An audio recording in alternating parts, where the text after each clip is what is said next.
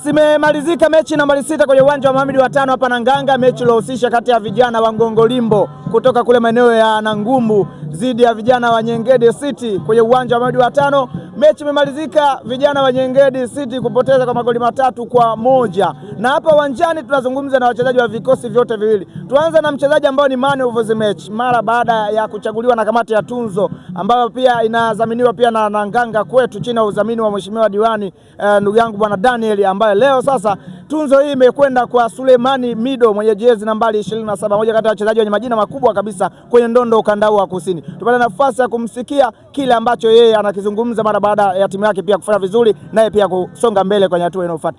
Sulemani Mido, mambo ni aje? Shwari vipi? Njema. Hongera sana, mmefanikiwa kushinda leo na timu yako ya Ngongolimbo. Unadhani ushindi huu umetokana na kitu gani hasa? Mimi naamini ni juhudi na kujitoa kwa wachezaji. Ndio.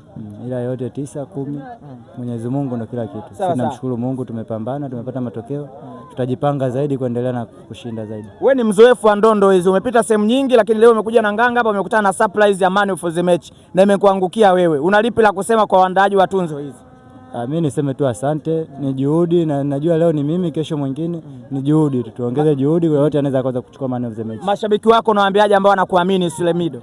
Waendelee kutusupport. Shukrani sana. Asante.